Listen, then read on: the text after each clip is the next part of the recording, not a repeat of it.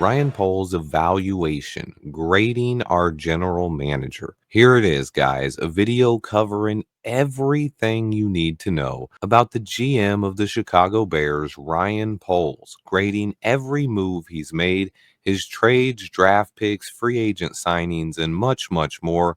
Let's get right into it. 3 days after Matt Eberflus was fired, Kevin Warren spoke to the media and made it clear that Ryan Poles is the general manager of the Chicago Bears and that he will remain in that position going forward.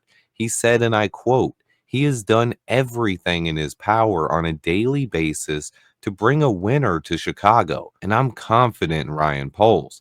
Thank you, Kevin Warren. So am I." But every other single media outlet and sports personality seems to be throwing Ryan Poles under the bus. They fail to understand the intricacies of building a football team and what Ryan Poles has done for this franchise. On top of that, people are so sensitive when it comes to football discussions. Most people do not look at the big picture. They simply see us as losing football games, and the offensive line looks awful, and then they blame the coaches in the front office. It was easy to blame Matt Eberflus. Once he got fired, they turned their attention to Ryan Poles. That is the easy thing to do. People forget just how bad of a situation this team was in 3 years ago. We didn't have draft picks, we didn't have cap space, and we lacked talent on the roster. When people talk about the situation, they lack context. They try to play Madden with real football players. People forget that free agency comes down to more than just money. Some players want to play closer to home. Some want to play with coaches or systems they're familiar with playing with. Some people want to go to winning organizations, and the Bears haven't been that for a long time. And then there are some that just want the most money possible. And this is the hot topic when it comes to Bears fans. Now that Matt Eberflus and Shane Waldron have been fired, everyone, and I mean everyone, seems to have turned their attention to Ryan Poles. I feel like the rest of the media is drinking too much Kool-Aid, and the lack of football intelligence is clear and abundant when talking about this football team. So today I wanted to break it all down and go step by step through evaluating Ryan Poles. First up is the most important job of any general manager, the NFL draft. Let's first take a look at some of the players that Ryan Poles has drafted in just his first 3 drafts as general manager of the Chicago Bears. I'm just going to go through starters. First, we have Kyler Gordon and Jaquan Brisker, both starters in this secondary, the first 2 picks he ever made. Then we have Braxton Jones, a late 5th round pick who's developed into a starting left tackle in the NFL. That's 3 players from his first draft. Moving on, last year he added Darnell Wright, our starting right tackle, Jervon Dexter, who's been a presence in the interior of our defensive line, as well as Tyreek Stevenson, who's been up and down but still shows Pro Bowl potential as a player. This year he added at least another 3 starters: quarterback Caleb Williams, wide receiver Rome Odunze, and punter Tory Taylor. On top of that, we have a lot of other developmental players in the pipeline as well. I'm hoping Zach Pickens can turn it around.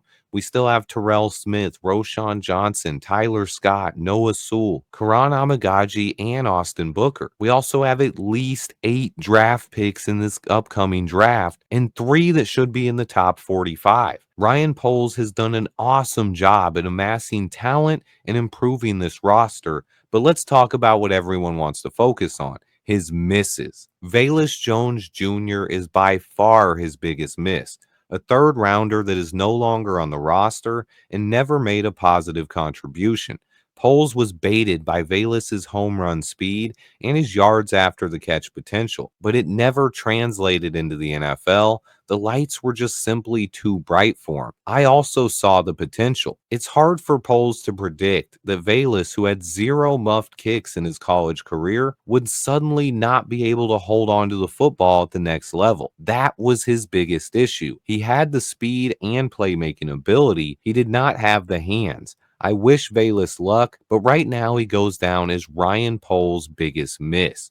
The jury's still out on Zach Pickens and Karan Amagaji. We have to give that a couple of years, but right now, that's what people are mad about. Poles missing on a third round pick 3 years ago. When our past GMs drafted guys like Shea McClellan, Mitch Trubisky, and Kevin White in the first round, Valus will go down as a miss, and it looks like Zach Pickens could potentially be trending that way as well. But the rest of Poles' draft picks have been extremely solid. His overall body of work in the NFL draft is really impressive. You also have to realize he hasn't done any stupid trade ups for bad players like our past GMs have, and he's acquired us extra draft capital. Let's take a step back for a moment and realize how bad the Bears have been at drafting in the first round for the last 25 years. Just going back to the year 2000 or so, in the last 24 years, the Bears have 9 busts in the first round of the draft. And that's without counting Justin Fields or Leonard Floyd as busts.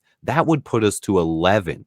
On top of that, the Bears have had 6 seasons where we didn't even have a first round pick. That's just since the year 2000. And that's the biggest reason why this franchise is in the position they are in. Wasted draft picks on busts and our past general managers trading away our valuable first round picks. That is what all our previous GMs have done. Ryan Poles, meanwhile, has acquired an extra first and 2 second round picks while also drafting 3 potential superstars in the first round. Those 3 players are Caleb Williams, Rome Odunze, and Darnell Wright. But people want to fire him? To me, that's legit nuts. No, Ryan Poles has not been perfect, but as a drafter overall, I give him an A minus. I love the players he's acquired and how he's handled moving around the draft board as well. If you look at the Bears' first rounders this decade, you just see way too many busts. Curtis Enos, Cade McNown, David Terrell, Mark Colombo, Michael Haynes, Cedric Benson, Chris Williams, Gabe Karimi, Shea McClellan, Kevin White, Leonard Floyd, Mitch Trubisky, and more. The only hits the Bears have drafted this century in the first round are Tommy Harris, Greg Olson, Kyle Fuller, and Roquan Smith. And the Bears traded away 2 of those players. But that's 4 first round hits this century. And Ryan Poles might have hit on 3 players in the first round in the last year. By far, the Bears' biggest issue has been drafting and developing players. And this has been going on since the Bears won the Super Bowl back in '85. And Ryan Poles, to me, is easily having the best drafts of any GM we've had since then. Looking back at the past 25 to 30 years, and never has any GM we've had brought in 3 players as talented as Caleb Williams, Rome Odunze, and Darnell Wright. And those were his first 3 picks in round 1. You want to talk about Ryan Pace's first 3 picks in the first round? They were Kevin White, Leonard Floyd, and Mitch Trubisky. Yet if you go back, I remember the media and some fans arguing to keep Ryan Pace around longer. He got to hire a second head coach, and some people wanted him to be able to hire a third, but they don't even want to let Ryan Poles hire a coach after Eberflus. But that's right, the same people that want to fire Ryan Poles for turning this franchise around wanted to keep Ryan Pace. Let's go ahead and move on. Next up are his free agent signings. First, let's talk quickly about his hits. He's found some incredible values. The 2 biggest ones were Andrew Billings and TJ Edwards. Those 2 players completely upgraded our roster, and he got them at extreme values, and they should be considered steals when it comes to free agency. I also think Kevin Byard, DeMarcus Walker, Tremaine Edmonds, and Justin Jones were good signings as well. DeAndre Swift is a hit or miss. I like him as a player. We can get out of the contract early, but I can't put that down as a win. The only real miss he has in free agency is paying Nate Davis $30 million. People will try to make an argument for DeMarcus Walker, giving him 3 years and $21 million. He hasn't really made a huge impact. However, I think that was a solid deal, and Walker has played some good football. He's played in all 30 games since we signed him and has 8 sacks. So for the record, I do not count DeMarcus Walker as a miss. I think 7 million a year for a solid defensive lineman was a good move, but people want to judge Poles for the moves he didn't make, namely letting David Montgomery walk and not signing a center this offseason. I get it. I heard so many people talk about Connor Williams and how he would upgrade the position and the Poles needed to sign him. Update, guys, Connor Williams has retired from the NFL. That was all fake news. However, Tyler Biotish has looked solid for the Commanders, right? That's the one everyone's blasting him on now. Well, he actually grades out lower than Coleman Shelton does this season. I do like Biotish, but we have no idea of knowing if he would have looked better than Coleman has for the Bears offense. So that's a wash. They paid him $30 million and he's been average. As far as David Montgomery goes, he simply looks like one of the best running backs in the NFL when he's running behind the Lions' offensive line. But again, Monty would not look the same running behind this offensive line. I love David Montgomery. I wish he was still a Bear, but watching him have success in Detroit is definitely skewing people's feelings on this one. If Monty would have signed with the Giants or the Raiders instead, he wouldn't look nearly as good. The Lions simply have one of the best lines in the entire National Football League. And the bottom line to me when it comes to free agency is not overpaying and making horrible deals. Most teams in the NFL are littered with bad contracts that were written in free agency. And that's what 99% of people are missing. Ryan Poles has not written bad contracts in free agency, and he has protected this team's future. Even the Nate Davis deal, he structured it so he can get out of that contract. We are actually going to save $9 million on that, and Nate Davis will not be hurting us next year. You can occasionally find good deals in free agency. The Bears have landed sleepers like Roberto Garza, John Tate, Pernell McPhee, and even Julius Peppers. But free agency is a place where more often than not, GMs end up with buyer's remorse. And so far, Ryan Poles has been smart and diligent when it comes to free agency. The biggest problem is he has not fixed the trenches and he needs to do more. But he has found some short-term values. Guys such as Justin Jones, Andrew Billings, Coleman Shelton, and even Riley Reef helped out for a year. I would like to see Poles continue to be smart when it comes to free agency. Overall, though, I give him a solid B. The most important thing is he's not writing awful contracts yet, but he needs to find some more values in free agency and hit on at least one big time acquisition to improve this grade. Next up, let's talk about his trades. And you cannot go into this without talking about what might be the best trade in NFL history, fleecing the Carolina Panthers. Ryan Poles completely changed the entire trajectory of our rebuild with just that one trade. Can you imagine this roster right now without DJ Moore, Caleb Williams, Darnell Wright, Tyreek Stevenson, and Torrey Taylor? We would be looking at the number one pick in the draft again. I know we aren't too far away from that, but that is part of the problem. That trade was so good that it moved up fans' expectations to compete. After pulling off a trade of this magnitude, fans wanted to immediately start winning football games. Everyone forgot how bad we were and that this was going to be a 3 to 5 year rebuild. This one trade jump started our rebuild and fan and media expectations overnight. It is quite simply one of the best trades in NFL history. And if Ryan Poles can hit on the second rounder he gets from the Panthers in this upcoming draft, it will be even better. Look, this trade alone should net Ryan Poles an A plus when it comes to trading.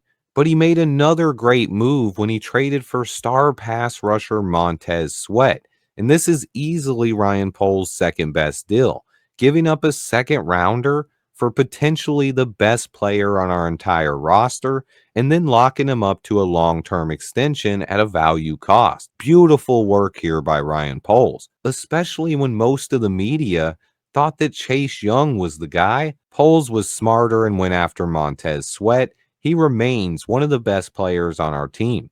We basically got a player of Khalil Mack's caliber, but we paid way less for him in a trade and got a better contract. A huge home run addition by Ryan Poles. But then he also traded for Keenan Allen, and that is still a move I love. He only traded a fourth rounder for a future Hall of Famer that's going to help Romo Dunze and Caleb Williams develop. But let's go ahead and get into his misses. The big stain is trading for Chase Claypool, a huge miss. He traded a second rounder for Claypool that the Steelers turned into starting cornerback Joey Porter Jr. This is by far Ryan Poles' worst move yet, worse than signing Nate Davis and worse than drafting Velus Jones Jr. However, it's hard to blame him for trading for a guy that looked like the next coming of Calvin Johnson Jr.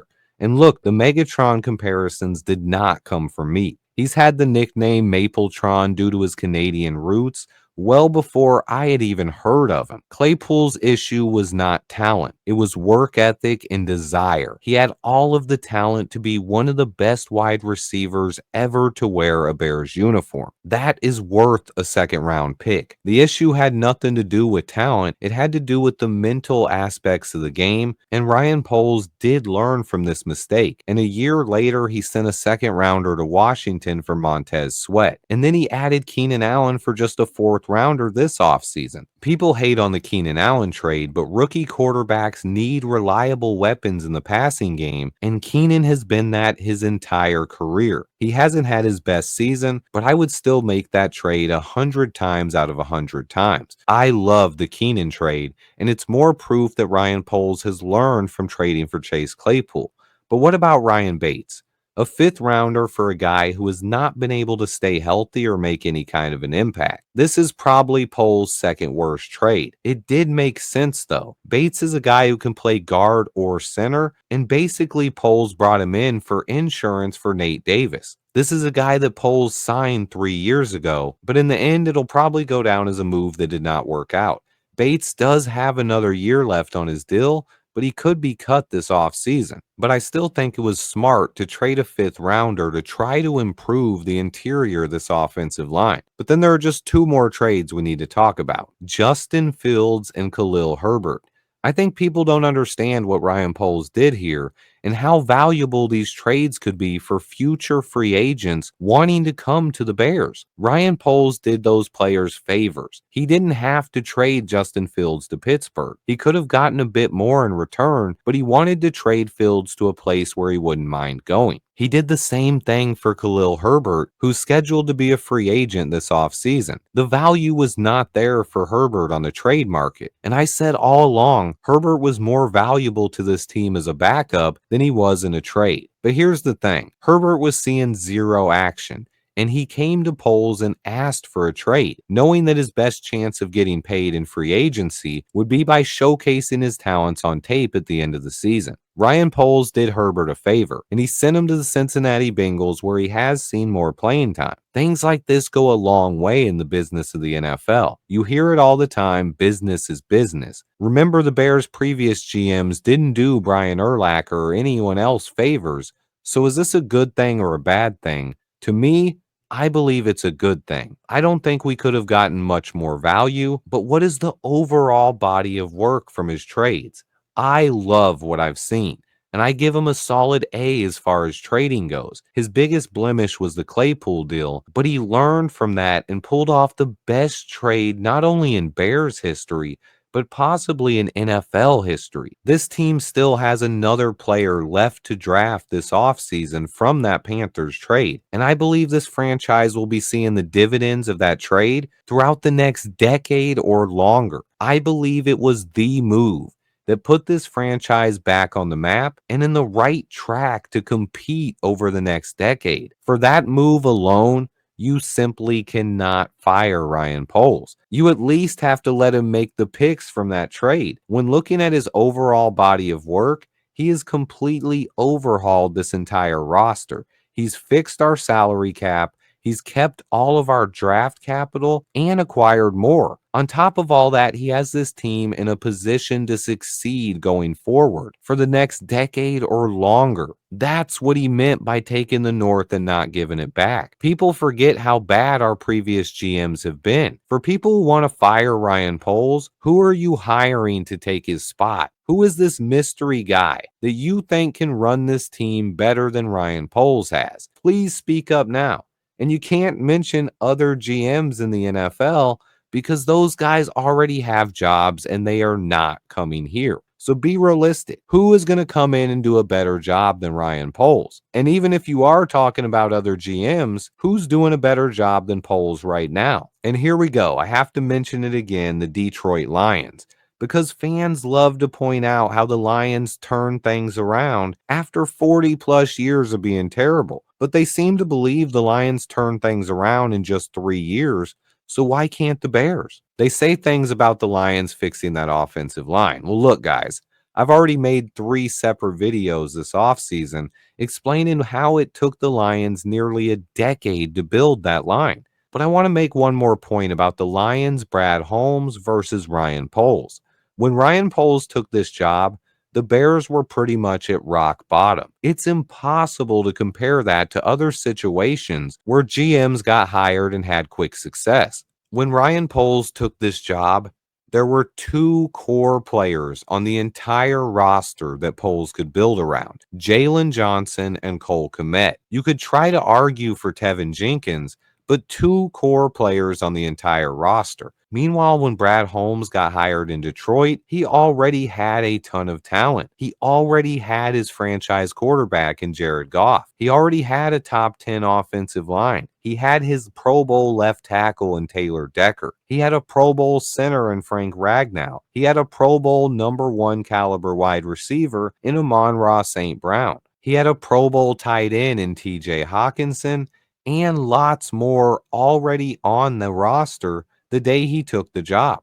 So anyone who's trying to compare Poles' job into Chicago to Brad Holmes with the Lions without adding context is a complete fool, and you probably shouldn't listen to him talk football, period. The only thing that matters to me is this. For the first time in my life, I do not believe that I could have done a better job running the Bears myself. If you think you would have done a better job than Ryan Poles, I believe you are fooling yourself. Look around at the top candidates for GMs right now. The Jets are currently interviewing Louis Riddick for their vacant GM job. The fact that Louis Riddick is one of the top candidates out there and people want to fire Ryan Poles is simply ridiculous to me. But I'm not done yet, guys. How quickly people want to forget how much praise everyone was giving Ryan Poles this offseason. But we lose a couple of games and everyone changes their minds. It is simply a fact that Ryan Poles put Caleb Williams in the best position of any quarterback taken with the #1 pick I've ever seen in my entire life. No, the offensive line is not ready. But when you look at the skill position players on offense and the overall talent around him, Ryan Poles has set Caleb up to have success as early as his rookie season. One of his biggest problems has been not getting rid of the ball quickly enough. But when comparing the talent directly to that of what Justin Fields or Mitch Trubisky had surrounding them, it's not even close at all. The talent dwarfs what either of those guys had. But going even further, looking around league history, I've listed the skill position players of Peyton Manning, Andrew Luck, Eli Manning, Jared Goff, Bryce Young, Trevor Lawrence, Matt Stafford, Baker Mayfield, and Jameis Winston, most of the recent #1 overall picks.